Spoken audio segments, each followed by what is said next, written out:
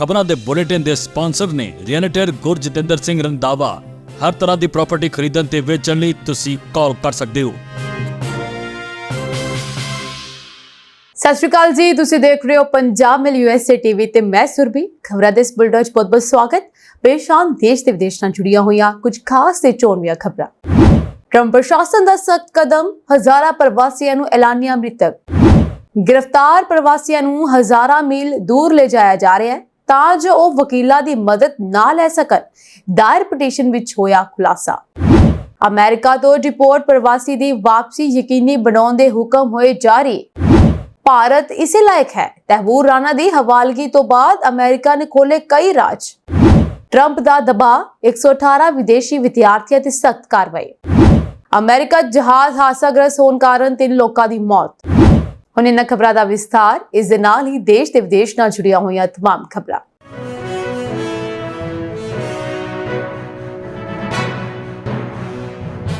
America 'ਚ ਰਾਸ਼ਟਰਪਤੀ Donald Trump ਦੇ ਪ੍ਰਸ਼ਾਸਨ ਨੇ ਪ੍ਰਵਾਸੀਆਂ ਪ੍ਰਤੀ ਸਖਤ ਨੀਤੀ ਅਪਣਾਈ ਹੋਈ ਹੈ। ਹੁਣ ਟਰੰਪ ਪ੍ਰਸ਼ਾਸਨ ਨੇ 6000 ਪ੍ਰਵਾਸੀਆਂ ਨੂੰ ਦੇਸ਼ ਨਿਕਾਲਾ ਦੇਣ ਲਈ ਸਖਤ ਕਦਮ ਚੁੱਕਿਆ ਹੈ। ਦਰਅਸਲ ਅਮਰੀਕੀ ਸਰਕਾਰ ਨੇ ਇਨ੍ਹਾਂ 6000 ਜ਼ਿੰਦਾ ਪ੍ਰਵਾਸੀਆਂ ਨੂੰ ਮ੍ਰਿਤਕ ਘੋਸ਼ਿਤ ਕਰ ਦਿੱਤਾ ਹੈ ਅਤੇ ਉਹਨਾਂ ਦੇ ਸਮਾਜਿਕ ਸੁਰੱਖਿਆ ਨੰਬਰ ਰੱਦ ਕਰ ਦਿੱਤੇ ਹਨ। ਇਸ ਦਾ ਪ੍ਰਭਾਵ ਇਹ ਹੋਵੇਗਾ ਕਿ ਲੋਕ ਨਾ ਤਾਂ ਅਮਰੀਕਾ 'ਚ ਕੰਮ ਕਰ ਸਕਣਗੇ ਅਤੇ ਨਾ ਹੀ ਸਿਹਤ ਸੇਵਾਵਾਂ ਦਾ ਲਾਭ ਲੈ ਸਕਣਗੇ। ਬੈਂਕ ਖਾਤਾ ਖੋਲ੍ਹਣ ਵਿੱਚ ਵੀ ਸਮੱਸਿਆਵਾਂ ਆਉਣਗੀਆਂ। ਦਰਅਸਲ ਸਰਕਾਰ ਚਾਹੁੰਦੀ ਹੈ ਕਿ ਨਿਰਾਸ਼ ਪ੍ਰਵਾਸੀ ਆਪਣੇ ਆਪ ਅਮਰੀਕਾ ਛੱਡ ਕੇ ਆਪਣੇ ਦੇਸ਼ਾਂ ਨੂੰ ਵਾਪਸ ਚਲੇ ਜਾਣ।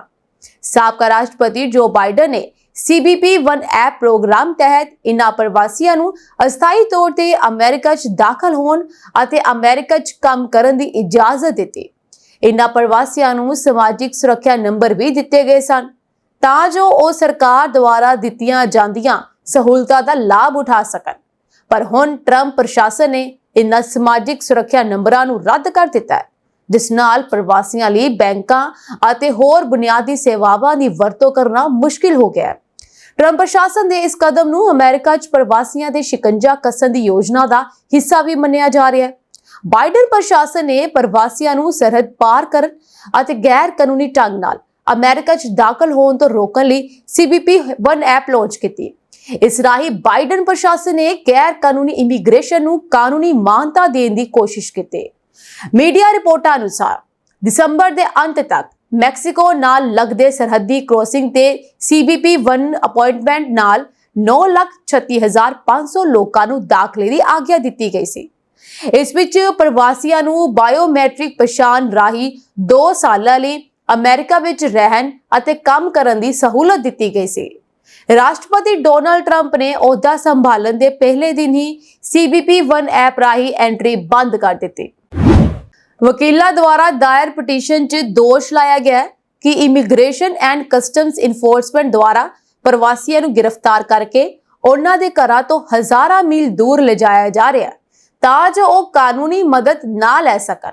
ਪਟੀਸ਼ਨ ਅਨੁਸਾਰ ਜਾਰਜਟਾਊਨ ਯੂਨੀਵਰਸਿਟੀ ਵਿੱਚ ਭਾਰਤੀ ਮੂਲ ਦੇ ਪ੍ਰੋਫੈਸਰ ਬਦਰ ਖਾਨ ਸੂਰੀ ਨੂੰ ਸੰਘੀ ਅਧਿਕਾਰੀਆਂ ਦੁਆਰਾ ਅਰਲਿੰਗਟਨ, ਵਰਜੀਨੀਆ ਵਿੱਚ ਉਸਦੇ ਘਰ ਦੇ ਬਾਹਰੋਂ ਗ੍ਰਿਫਤਾਰ ਕੀਤਾ ਗਿਆ ਤੇ ਉਸ ਨੂੰ 1000 ਮੀਲ ਦੂਰ ਇੱਕ ਦਿਹਾਤੀ ਜੇਲ੍ਹ ਵਿੱਚ ਲਿਜਾਇਆ ਗਿਆ। ਵਕੀਲਾਂ ਦੁਆਰਾ ਦਾਇਰ ਸੋਧੀ ਅਪੀਲ ਵਿੱਚ ਕਿਹਾ ਗਿਆ ਕਿ ਖਾਨ ਸੂਰੀ ਕੋਲ ਬਕਾਇਦਾ ਵੀਜ਼ਾ ਹੈ ਤੇ ਉਹ ਪ੍ਰੋਫੈਸਰ ਵਜੋਂ ਕੰਮ ਕਰਨ ਦੇ ਨਾਲ-ਨਾਲ ਪੜ੍ਹਾਈ ਵੀ ਕਰ ਰਿਹਾ ਹੈ। ਉਸ ਨੂੰ ਹੱਥਕੜੀਆਂ ਲਾ ਕੇ ਚਾਂਟਲੀ, ਵਰਜੀਨੀਆ ਲਿਜਾਇਆ ਗਿਆ, ਜਿੱਥੇ ਉਸਦੇ ਉਂਗਲੀਆਂ ਦੇ ਨਿਸ਼ਾਨ ਲਏ ਗਏ ਤੇ ਹੋਰ ਕਾਗਜ਼ੀ ਕਾਰਵਾਈ ਕੀਤੀ ਗਈ। ਅੱਧੀ ਰਾਤ ਨੂੰ ਉਸ ਨੂੰ ਫਾਰਮਵਿਲੇ, ਵਰਜੀਨੀਆ ਵਿੱਚ ਇੱਕ ਬੰਦੀ ਕੇਂਦਰ ਵਿੱਚ ਲਿਜਾਇਆ ਗਿਆ, ਜਿੱਥੋਂ ਉਸ ਨੂੰ ICE ਦੇ ਰਿਚਮੰਡ ਦਫ਼ਤਰ ਵਿੱਚ ਭੇਜ ਦਿੱਤਾ ਗਿਆ। ਪਟੀਸ਼ਨ ਅਨੁਸਾਰ ਇਸ ਤੋਂ ਬਾਅਦ ਸੂਰੀ ਨੂੰ ਅਲੈਗਜ਼ੈਂਡਰੀਆ, ਲੁਈਸਿਆਨਾ ਵਿਖੇ ਬੰਦੀ ਕੇਂਦਰ ਵਿੱਚ ਲਿਜਾਇਆ ਗਿਆ, ਜਿੱਥੇ ਉਸ ਨੂੰ ਕਿਹਾ ਗਿਆ ਕਿ ਅਗਲੇ ਦਿਨ ਉਸ ਨੂੰ ਨਿਊਯਾਰਕ ਭੇਜ ਦਿੱਤਾ ਜਾਵੇਗਾ। ਪਰੰਤੂ ਇਸ ਦੀ ਬਜਾਏ ਬੇੜੀਆਂ ਵਿੱਚ ਜਕੜੇ ਸੂਰੀ ਨੂੰ ਅਲਵਰਾਡੋ, ਟੈਕਸਾਸ ਵਿੱਚ ਪੈਰੀਲੈਂਡ ਡਿਟੈਂਸ਼ਨ ਸੈਂਟਰ ਵਿੱਚ ਭੇਜ ਦਿੱਤਾ ਗਿਆ, ਜਿੱਥੇ ਉਸ ਨੂੰ ਬਹੁਤ ਹੀ ਭੈੜੇ ਹਾਲਾਤ ਵਿੱਚ ਰੱਖਿਆ ਗਿਆ। ਹੋਰ ਗ੍ਰਿਫਤਾਰ ਪ੍ਰਵਾਸੀਆਂ ਨਾਲ ਵੀ ਅਜਿਹਾ ਸਲੂਕ ਕੀਤਾ ਜਾ ਰਿਹਾ ਹੈ, ਜਿਨ੍ਹਾਂ ਵਿੱਚ ਟਫਟਸ ਯੂਨੀਵਰਸਿਟੀ ਦਾ ਗ੍ਰੈਜੂਏਟ ਵਿਦਿਆਰਥੀ ਰੁਮੇਸ਼ਾ ਤੇ ਸਾਬਕਾ ਕੋਲੰਬੀਆ ਯੂਨੀਵਰਸਿਟੀ ਦਾ ਗ੍ਰੈਜੂਏਟ ਵਿਦਿਆਰਥੀ ਮਹਿਮੂਦ ਖਲੀਲ ਵੀ ਸ਼ਾਮਲ ਹੈ। ਵਕੀਲਾਂ ਦਾ ਕਹਿਣਾ ਹੈ ਕਿ ਟਰੰਪ ਪ੍ਰਸ਼ਾਸਨ ਇਹ ਸਾਰੇ ਦਾ ਪੇਚ ਇਸ ਲਈ ਵਰਤ ਰਿਹਾ ਹੈ ਤਾਂ ਜੋ ਗ੍ਰਿਫਤਾਰ ਪ੍ਰਵਾਸੀਆਂ ਨੂੰ ਵਕੀਲਾਂ, ਪਰਿਵਾਰਾਂ ਤੇ ਹੋਰ ਮਦਦਗਾਰ ਪ੍ਰਣਾਲੀ ਤੋਂ ਦੂਰ ਰੱਖਿਆ ਜਾ ਸਕੇ। ਅਮਰੀਕਾ ਦੀ ਸੁਪਰੀਮ ਕੋਰਟ ਨੇ ਟਰੰਪ ਸਰਕਾਰ ਨੂੰ ਵੱਡਾ ਝਟਕਾ ਦਿੰਦਿਆਂ ਗਲਤ ਤਰੀਕੇ ਨਾਲ ਡਿਪੋਰਟ ਕੀਤੇ ਪ੍ਰਵਾਸੀ ਨੂੰ ਵਾਪਸ ਲਿਆਉਣ ਦੇ ਹੁਕਮ ਦਿੱਤੇ ਹਨ। ਜ਼ਿਲ੍ਹਾ ਅਦਾਲਤ ਵੱਲੋਂ ਟਰੰਪ ਸਰਕਾਰ ਨੂੰ ਸੋਮਵਾਰ ਰਾਤ ਤੱਕ ਵਾਪਸੀ ਯਕੀਨੀ ਬਣਾਉਣ ਦੀ ਹਦਾਇਤ ਦਿੱਤੀ ਗਈ ਸੀ, ਪਰ ਸੁਪਰੀਮ ਕੋਰਟ ਦੇ ਚੀਫ ਜਸਟਿਸ ਜੌਨ ਰੋਬਰਟਸ ਨੇ ਹੇਠਲੀ ਅਦਾਲਤ ਦੇ ਹੁਕਮਾਂ ਤੇ ਰੋਕ ਲਾ ਦਿੱਤੀ ਹੈ। ਹੁਣ ਮਾਮਲਾ ਡੂੰਘਾਈ ਦੇ ਨਾਲ ਵਿਚਾਰਨ ਮਗਰੋਂ ਸੁਪਰੀਮ ਕੋਰਟ ਨੇ ਕਿਹਾ ਕਿ ਜ਼ਿਲ੍ਹਾ ਅਦਾਲਤ ਦੇ ਹੁਕਮਾਂ ਦੀ ਪਾਲਣਾ ਹੋਣੀ ਚਾਹੀਦੀ ਹੈ ਅਤੇ ਅਲ ਸਲਵਾਡੋਰ ਦੀ ਜੇਲ੍ਹ ਵਿੱਚ ਭੇਜੇ ਕਿਲਮਰ ਗਾਰਸ਼ੀਆ ਦੀ ਵਾਪਸੀ ਦੇ ਪ੍ਰਬੰਧ ਕੀਤੇ ਜਾਣ। ਇਸ ਦੇ ਨਾਲ ਹੀ ਸੁਪਰੀਮ ਕੋਰਟ ਵੱਲੋਂ ਜ਼ਿਲ੍ਹਾ ਅਦਾਲਤ ਨੂੰ ਵੀ ਹਦਾਇਤ ਦਿੱਤੀ ਗਈ ਹੈ ਕਿ ਪ੍ਰਵਾਸੀ ਦੀ ਵਾਪਸੀ ਨਾਲ ਸੰਬੰਧਿਤ ਹੁਕਮਾਂ ਵਿੱਚ ਵਧੇਰੇ ਸਪਸ਼ਟਤਾ ਲਿਆਂਦੀ ਜਾਵੇ। ਸੁਪਰੀਮ ਕੋਰਟ ਤੋਂ ਹਰੀ ਝੰਡੀ ਮਿਲਦਿਆਂ ਹੀ ਜ਼ਿਲ੍ਹਾ ਜੱਜ ਨੇ ਵੀਰਵਾਰ ਸ਼ਾਮ ਟਰੰਪ ਨੂੰ ਸਰਕਾਰ ਨੂੰ ਹਦਾਇਤਾਂ ਜਾਰੀ ਕਰ ਦਿੱਤੀਆਂ ਕਿ ਜਿੰਨਾ ਛੇਤੀ ਸੰਭਵ ਹੋ ਸਕੇ ਡਿਪੋਰਟ ਕੀਤੇ ਪ੍ਰਵਾਸੀ ਦੀ ਵਾਪਸੀ ਯਕੀਨੀ ਬਣਾਈ ਜਾਵੇ। ਇੱਥੇ ਦੱਸਣਾ ਬਣਦਾ ਹੈ ਕਿ ਟਰੰਪ ਸਰਕਾਰ ਨੇ ਅਬਰੈਗੋ ਨੂੰ ਖਤਰਨਾਕ ਗਿਰੋਹ ਦਾ ਮੈਂਬਰ ਕਰਾਰ ਦਿੰਦਿਆਂ ਡਿਪੋਰਟ ਕੀਤਾ, ਜਦਕਿ ਉਸ ਵਿਰੁੱਧ ਕਦੇ ਕੋਈ ਦੋਸ਼ ਨਹੀਂ ਸੀ ਲਾਇਆ ਗਿਆ। ਟਰੰਪ ਸਰਕਾਰ ਵੀ ਮੰਨ ਚੁੱਕੀ ਹੈ ਕਿ ਉਹਨਾਂ ਤੋਂ ਗਲਤੀ ਹੋ ਗਈ ਹੈ, ਪਰ ਪ੍ਰਵਾਸੀ ਦੀ ਵਾਪਸੀ ਦੇ ਪ੍ਰਬੰਧ ਕਰਨ ਤੋਂ ਟਾਲਾ ਵਟਿਆ ਜਾ ਰਿਹਾ। ਉਧਰ ਡਿਪਾਰਟਮੈਂਟ ਆਫ ਹੋਮਲੈਂਡ ਵਿੱਚ ਜਨਤਕ ਮਾਮਲਿਆਂ ਬਾਰੇ ਸਹਾਇਕ ਮੰਤਰੀ ਟ੍ਰਿਸ਼ੀਆ ਨੇ ਸਪਸ਼ਟ ਲਫ਼ਜ਼ਾਂ ਵਿੱਚ ਆਖ ਦਿੱਤਾ ਹੈ ਕਿ ਇਤਰਾਜ਼ਯੋਗ ਮੀਡੀਆ ਪੋਸਟਾਂ ਦੇ ਮਾਮਲੇ ਵਿੱਚ ਕੋਈ ਨਰਮੀ ਨਹੀਂ ਵਰਤੀ ਜਾਵੇਗੀ ਅਤੇ ਸਿੱਧੇ ਤੌਰ ਤੇ ਵੀਜ਼ੇ ਰੱਦ ਕੀਤੇ ਜਾ ਰਹੇ ਹਨ। ਉਹਨਾਂ ਨੇ ਕਿਹਾ ਕਿ ਅਮਰੀਕਾ ਵਿੱਚ ਅੱਤਵਾਦੀਆਂ ਨਾਲ ਹਮਦਰਦੀ ਰੱਖਣ ਵਾਲਿਆਂ ਵਾਸਤੇ ਕੋਈ ਥਾਂ ਨਹੀਂ ਹੈ ਅਤੇ ਉਹ ਇੱਥੇ ਨਹੀਂ ਰਹਿ ਸਕਦੇ। ਅਮਰੀਕਾ ਦੇ ਸਿਟੀਜ਼ਨਸ਼ਿਪ ਅਤੇ ਇਮੀਗ੍ਰੇਸ਼ਨ ਸੇਵਾਵਾਂ ਵਿਭਾਗ ਨੇ ਕਿਹਾ ਕਿ ਨਵੀਂ ਵੀਜ਼ਾ ਨੀਤੀ ਲਾਗੂ ਹੋ ਚੁੱਕੀ ਹੈ ਅਤੇ ਸਟੱਡੀ ਵੀਜ਼ਾ ਤੋਂ ਇਲਾਵਾ ਗ੍ਰੀਨ ਕਾਰਡ ਦੀਆਂ ਅਰਜ਼ੀਆਂ ਦੀ ਪ੍ਰੋਸੈਸਿੰਗ ਵੀ ਇਸੇ ਆਧਾਰ ਤੇ ਕੀਤੀ ਜਾ ਰਹੀ ਹੈ। ਦੱਸ ਦਈਏ ਕਿ ਟਰੰਪ ਸਰਕਾਰ ਪਹਿਲਾਂ ਹੀ ਹਜ਼ਾਰਾਂ ਵਿਦਿਆਰਥੀਆਂ ਦਾ ਵੀਜ਼ਾ ਰੱਦ ਕਰ ਚੁੱਕੀ ਹੈ ਅਤੇ ਹੁਣ ਗ੍ਰੀਨ ਕਾਰਡ ਦੇ ਕਤਾਰ ਵਿੱਚ ਖੜੇ ਲੋਕਾਂ ਵਿੱਚੋਂ ਵੀ ਹਜ਼ਾਰਾਂ ਡਿਪੋਰਟ ਕੀਤੇ ਜਾ ਸਕਦੇ ਹਨ। 2008 ਦੇ ਮੁੰਬਈ ਅੱਤਵਾਦੀ ਹਮਲਿਆਂ ਦੇ ਦੋਸ਼ੀ ਤਹਿਵੂਰ ਰਾਣਾ ਨੂੰ ਅਮਰੀਕਾ ਤੋਂ ਭਾਰਤ ਹਵਾਲੇ ਕਰ ਦਿੱਤਾ ਗਿਆ। ਰਾਣਾ ਨੇ ਮੁੰਬਈ ਹਮਲਿਆਂ ਦੀ ਸਾਜ਼ਿਸ਼ ਰਚਣ ਵਿੱਚ ਡੇਵਿਡ ਹੈਡਲੀ ਨਾਲ ਮਿਲ ਕੇ ਮਹੱਤਵਪੂਰਨ ਭੂਮਿਕਾ ਨਿਭਾਈ ਸੀ। ਅਮਰੀਕੀ ਨਿਆਂ ਵਿਭਾਗ ਨੇ ਕਿਹਾ ਕਿ ਰਾਣਾ ਨੇ ਹਮਲਿਆਂ ਤੋਂ ਬਾਅਦ ਹੈਡਲੀ ਨਾਲ ਗੱਲ ਕਰਦਿਆਂ ਹੋਇਆ ਕਥਿਤ ਤੌਰ ਤੇ ਕਿਹਾ ਸੀ ਕਿ ਭਾਰਤ ਇਸੇ ਲਾਇਕ ਹੈ। ਨਿਆਂ ਵਿਭਾਗ ਨੇ ਕਿਹਾ ਹੈ ਕਿ ਤਹਿਵੂਰ ਰਾਣਾ ਦੀ ਹਵਾਲਗੀ ਹਮਲੇ ਵਿੱਚ ਮਾਰੇ ਗਏ 6 ਅਮਰੀਕੀਆਂ ਅਤੇ ਹੋਰਾਂ ਲਈ ਨਿਆਂ ਦੀ ਦਿਸ਼ਾ ਵਿੱਚ ਇੱਕ ਵੱਡਾ ਕਦਮ ਹੈ। ਤਹਿਵੂਰ ਰਾਣਾ ਪਾਕਿਸਤਾਨੀ ਮੂਲ ਦਾ ਕੈਨੇਡੀਅਨ ਨਾਗਰਿਕ ਹੈ। ਉਹ ਪਹਿਲਾਂ ਪਾਕਿਸਤਾਨੀ ਫੌਜ ਵਿੱਚ ਮੈਡੀਕਲ ਸਹਾਇਕ ਸੀ।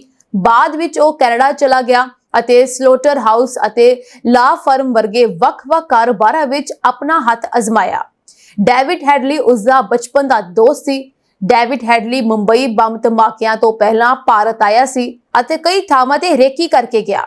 ਹੈਡਲੀ ਪਾਕਿਸਤਾਨੀ ਮੂਲ ਦਾ ਅਮਰੀਕੀ ਨਾਗਰਿਕ ਹੈ। ਤਹਿਵੂਰ ਰਾਣਾ ਨੇ ਹੈਡਲੀ ਨੂੰ ਆਪਣੇ ਇਮੀਗ੍ਰੇਸ਼ਨ ਕਾਰੋਬਾਰ ਲਈ ਮੁੰਬਈ ਵਿੱਚ ਇੱਕ ਬ੍ਰਾਂਚ ਆਫਿਸ ਖੋਲ੍ਹਣ ਦਾ ਕਾਰਨ ਦੱਸ ਕੇ ਭਾਰਤ ਭੇਜਿਆ ਸੀ। ਡੇਵਿਡ ਹੈਡਲੀ ਦਾ ਅਸਲੀ ਨਾਮ ਦਾਊਦ ਗਿਲਾਨੀ ਹੈ। ਉਹ ਇੱਕ ਅਮਰੀਕੀ ਜੇਲ੍ਹ ਵਿੱਚ 35 ਸਾਲ ਦੀ ਸਜ਼ਾ ਕੱਟ ਰਿਹਾ। ਦੋਸ਼ ਹੈ ਕਿ ਤਹਿਵੂਰ ਰਾਣਾ ਉਸ ਨੂੰ ਸ਼ਿਕਾਗੋ ਵਿੱਚ ਕਈ ਵਾਰ ਮਿਲਿਆ ਸੀ।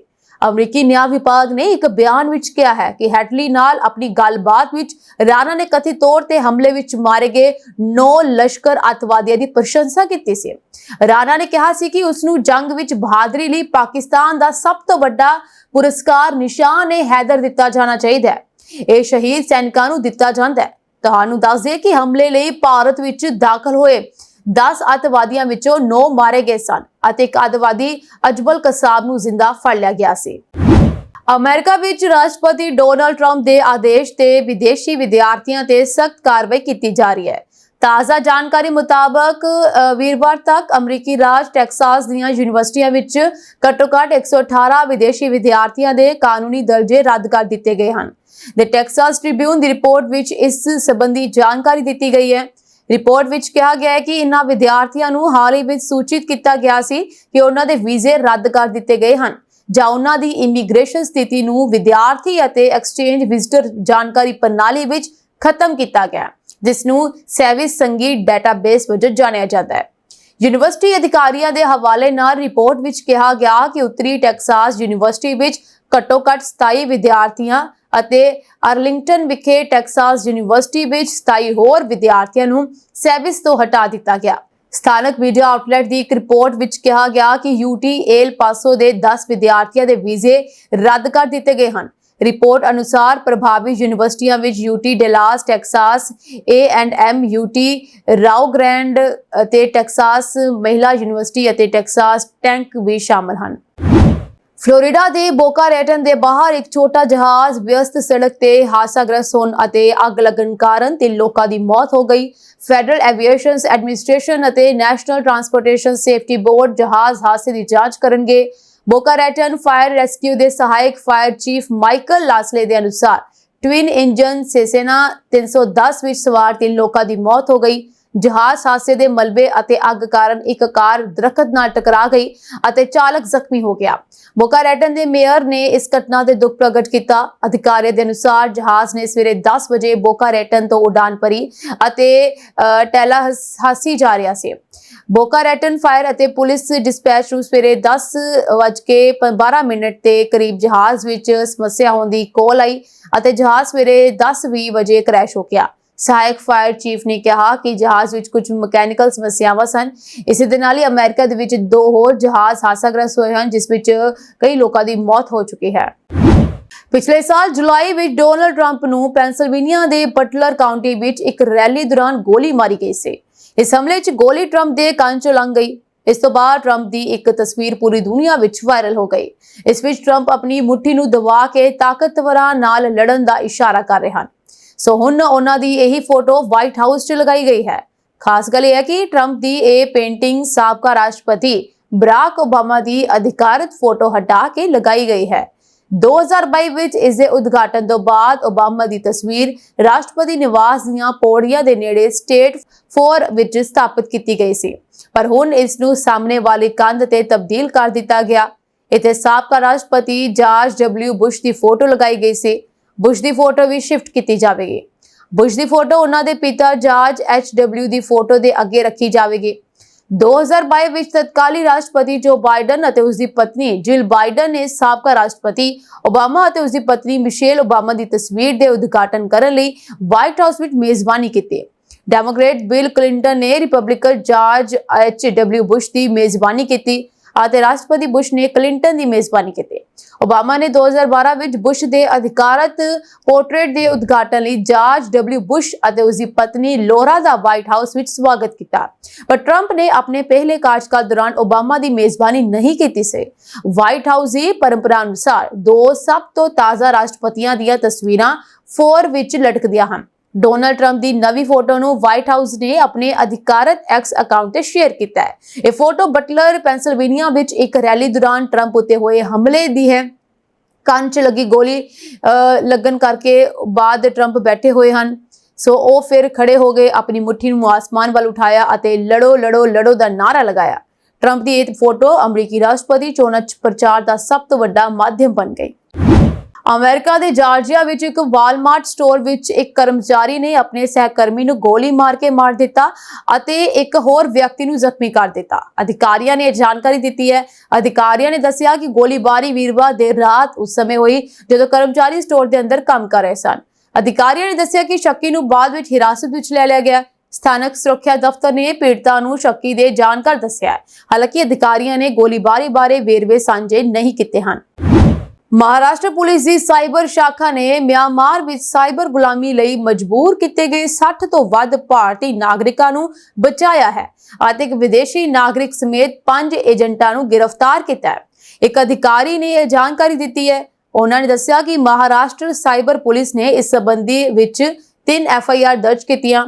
ਅਧਿਕਾਰੀ ਨੇ ਦੱਸਿਆ ਕਿ ਗਿਰੋਹ ਦੇ ਮੈਂਬਰਾਂ ਨੇ ਸੋਸ਼ਲ ਮੀਡੀਆ ਰਾਹੀਂ ਪੀੜਤਾ ਦੇ ਨਾਲ ਸੰਪਰਕ ਕੀਤਾ ਅਤੇ ਉਹਨਾਂ ਨੂੰ ਥਾਈਲੈਂਡ ਅਤੇ ਹੋਰ ਪੂਰਬੀ ਏਸ਼ੀਆਈ ਦੇਸ਼ਾਂ ਵਿੱਚ ਉੱਚ ਤਨਖਾਹ ਵਾਲੀਆਂ ਨੌਕਰੀਆਂ ਦੀ ਪੇਸ਼ਕਸ਼ ਕੀਤੀ।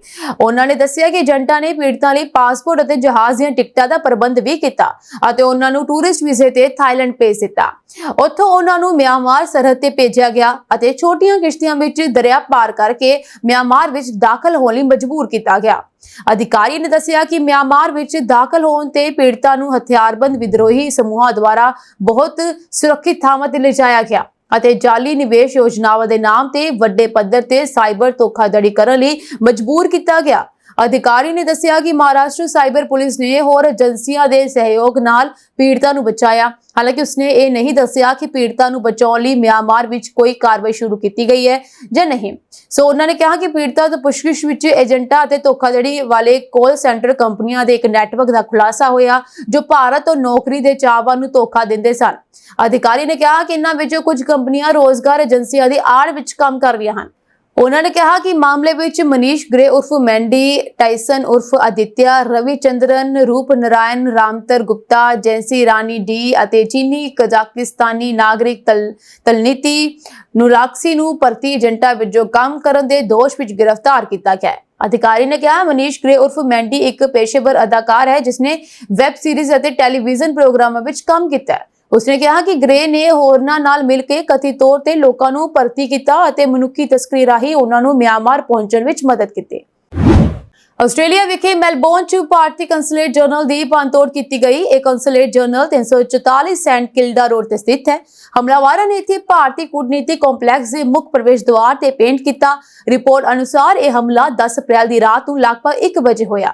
ਵਿਕਟੋਰੀਆ ਪੁਲਿਸ ਨੇ ਆਸਟ੍ਰੇਲੀਆ ਟੁਡੇ ਨੂੰ ਪੁਸ਼ਟੀ ਕੀਤੀ ਕਿ ਮੈਲਬੌਰਨ ਵਿੱਚ ਭਾਰਤੀ ਕੰਸੂਲੇਟ ਦੀ ਇਮਾਰਤ ਤੇ ਹਮਲੇ ਦੀਆਂ ਰਿਪੋਰਟਾਂ ਤੋਂ ਬਾਅਦ ਅਧਿਕਾਰੀ 11 ਅਪ੍ਰੈਲ ਦੀ ਸਵੇਰ ਨੂੰ ਘਟਨਾ ਸਥਾਨ ਤੇ ਪਹੁੰਚੇ।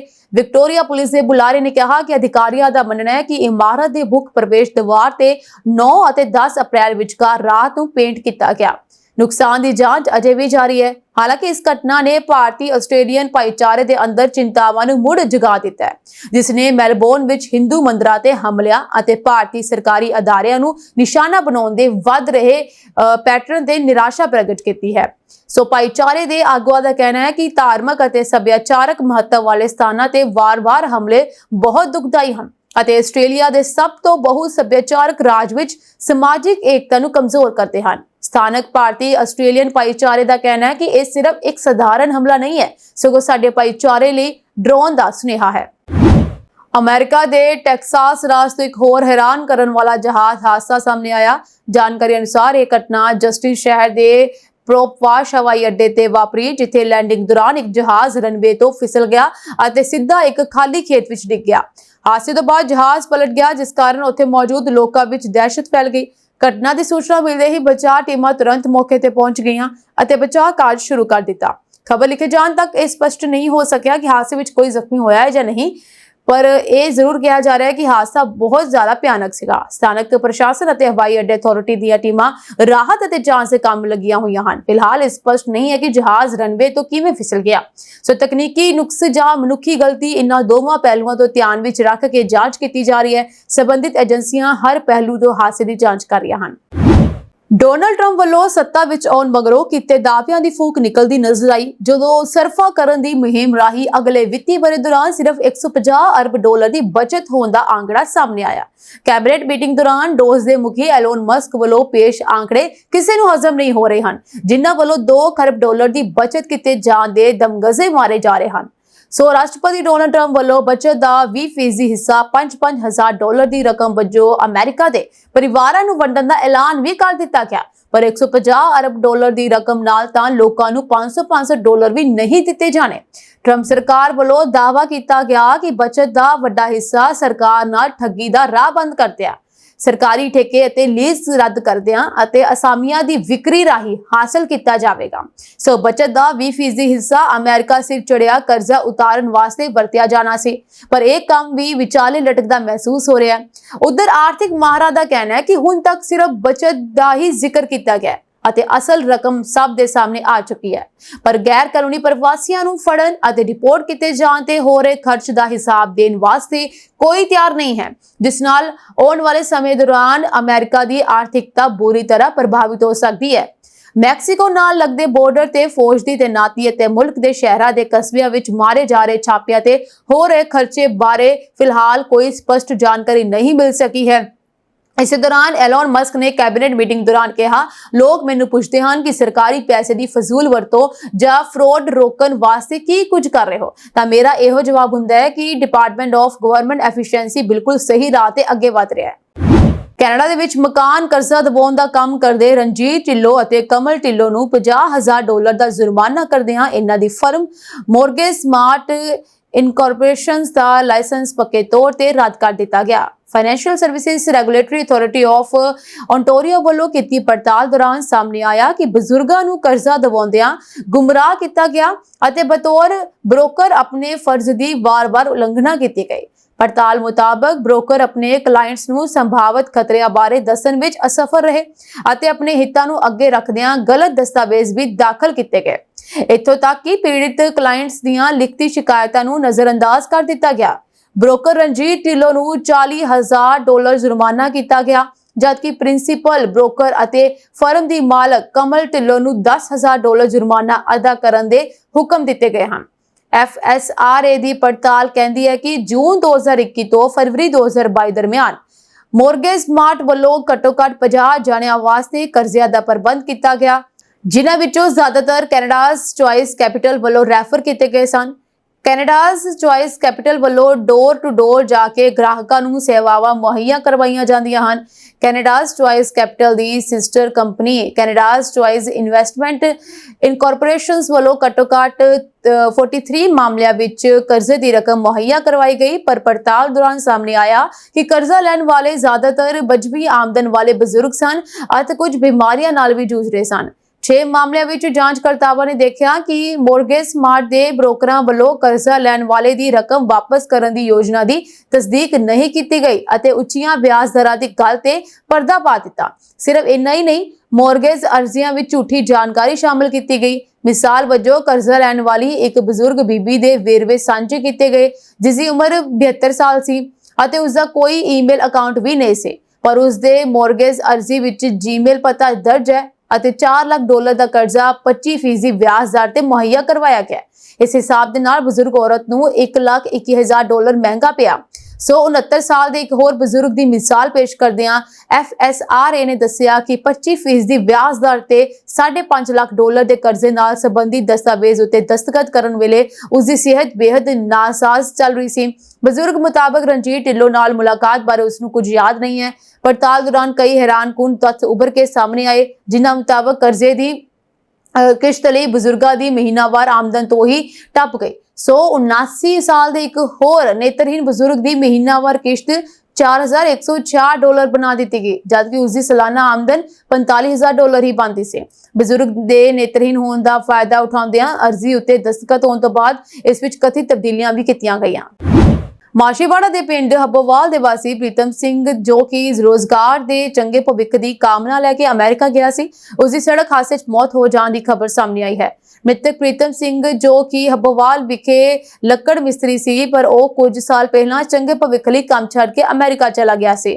ਬੀਤੇ ਦਿਨੀ ਉਹ ਕਾਰ ਤੇ ਸਵਾਰ ਹੋ ਕੇ ਕਿਤੇ ਜਾ ਰਿਹਾ ਸੀ। ਨੈਸ਼ਵਿਲ ਸ਼ਹਿਰ ਵਿਖੇ ਅਚਾਨਕ ਉਸ ਦੀ ਕਾਰ ਟਰਾਲੇ ਨਾਲ ਟਕਰਾ ਗਈ, ਜਿਸ ਦੌਰਾਨ ਉਸ ਦੀ ਮੌਕੇ ਤੇ ਮੌਤ ਹੋ ਗਈ।